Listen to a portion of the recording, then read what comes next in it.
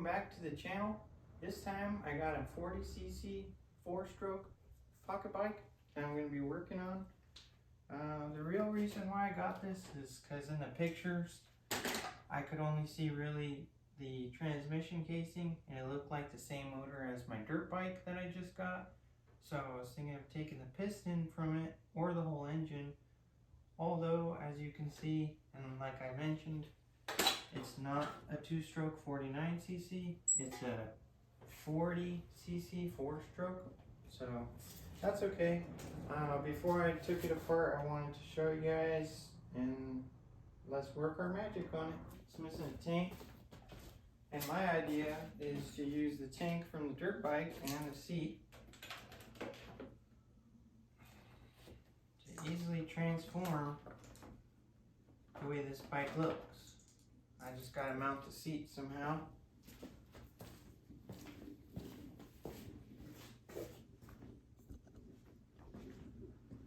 So I think that's gonna look pretty sick.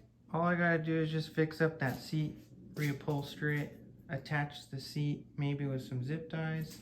Gotta drill some holes and then I can use the frame of the bike to tie it down.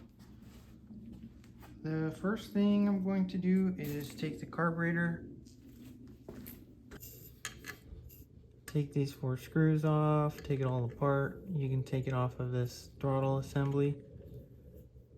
And then I noticed it's missing a gasket, so I'm gonna make one that goes on this backside, hook up the carburetor to the tank, make the wires look nice, of course. Everything's just sitting here roughly, and then see if it'll start. The other thing that I noticed is it doesn't have a kill switch. It's just got the wires from the engine coming out, so we'll wire up a kill switch.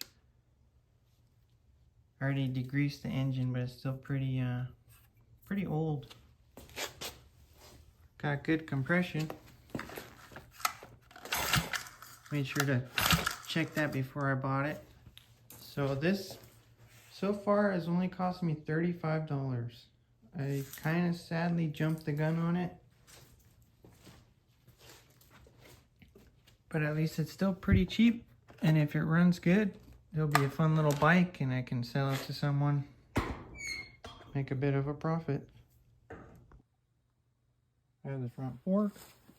I'm going to get rid of all the rust by sanding it down, getting it ready for black paint, and then we'll assemble it back on the bike.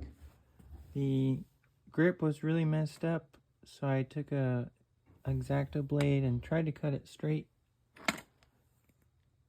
And then whatever isn't straight, I know it's a little crooked, we're just going to cut it with a saw, and then take this piece and hopefully be able to remove that and put it in on the end cap, make it look clean.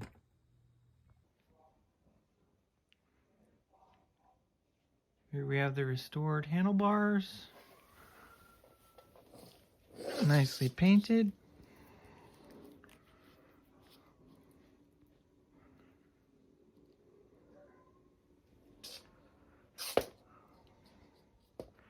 Fix that handlebar as you remember how it looked like. It's not the prettiest, but it's better than before. Very cool. And we can go ahead and add it back onto the frame. Polish up the wheels first. The rear brake didn't have a cable, so I just went ahead and took the brake caliper and disc off. Now I can keep that for spare parts for any project. Cleaned up both of the rims. As you can see, there's no more brake on this one. Only a front brake. So we can add these back on the bike. And then the chain, we degreased it and then oiled it up, so it's nice and ready to go back on the bike. I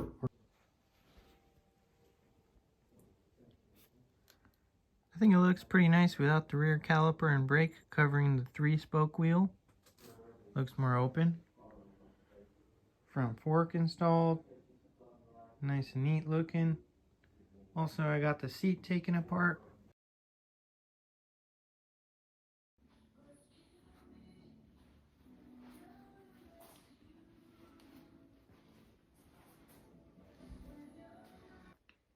Finally, I have completed the seat parts. As you saw, they were nicely painted. But the seat upholstery, I used a piece of vinyl. I think it came out pretty good.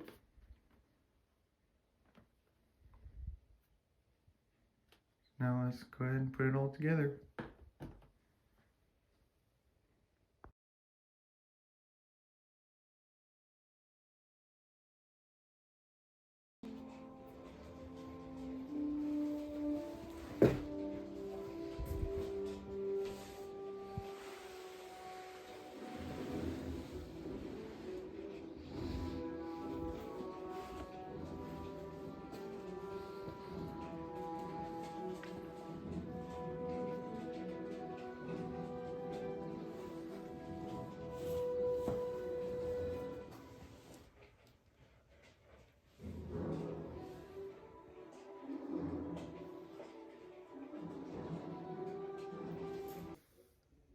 I found a kill switch.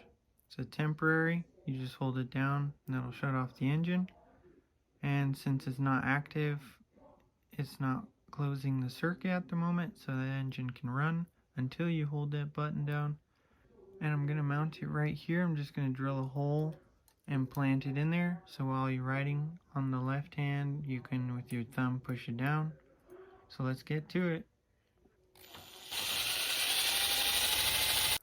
That needs a bigger hole. One more drill bit up.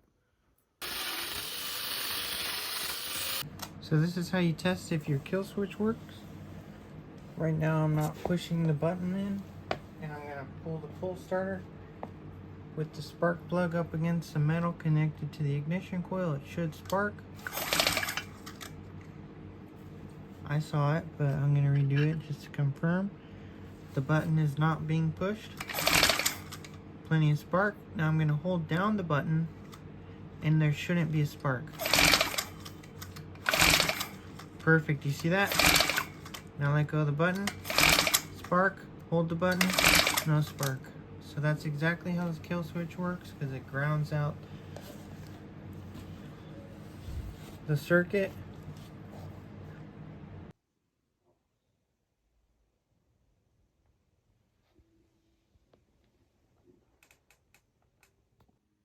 If you remember, I always like to add a keychain or something to my bikes. So this little guy is going to stay there. I'll sell him with it. Gonna try and fill it up with gas and start it for the first time. Fingers crossed that it works and everything runs good.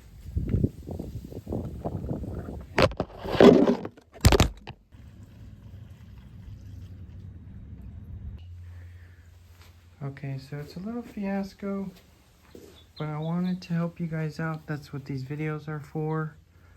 I wasn't able to get any fuel into my carburetor bowl. It was just doing this. So I actually tried a whole new carburetor. I tried the bottom end from this carburetor. On this one, I tried this one alone, brand new. But then I swapped it back to my old one because it works just fine. Nothing's wrong with it. Although, all that time I was thinking it was a carburetor, or I read online it could be an intake issue. So I'm gonna make a gasket for that when I didn't need to. I took the fuel lines and I blew on both of them one at a time to see if I saw any air bubbles coming from the fuel filter, and none came out.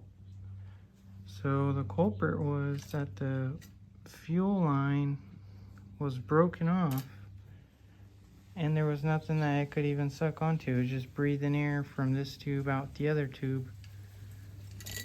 And I thought since it was submerged that it was fine, but that's the culprit.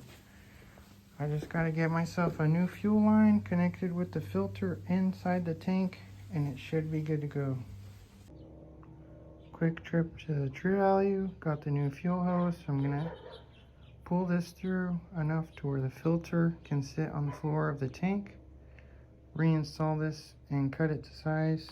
Put it on the carburetor, and let's hope that everything works. I went ahead and made my own intake gaskets.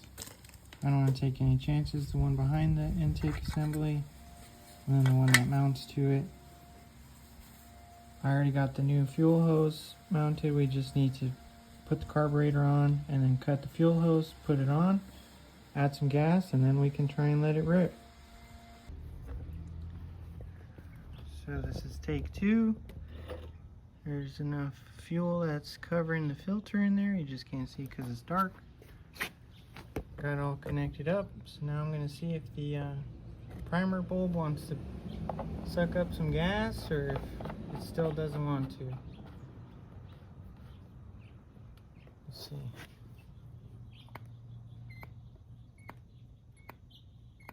Oh, I see it coming down. Nice, we finally filled the carburetor bowl. Let's go ahead and give it a couple starts. See if it wants to kick on or what it does.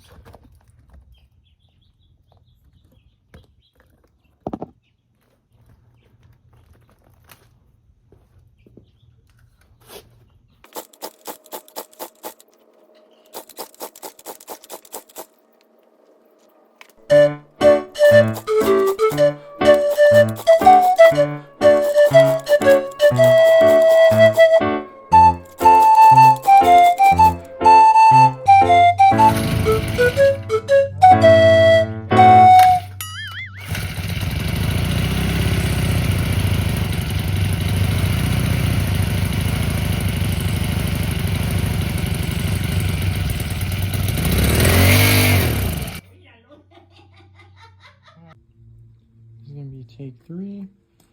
Yesterday the carburetor, you could see, wasn't really running right and the return line snapped, so I replaced that finally, and now they both won't leak or snap. And I replaced the carburetor with a 49cc 2-stroke carburetor that I had, so I'm gonna hope that that runs, makes the bike run good. So let's see, let's put some gas in it and give it some pull starts.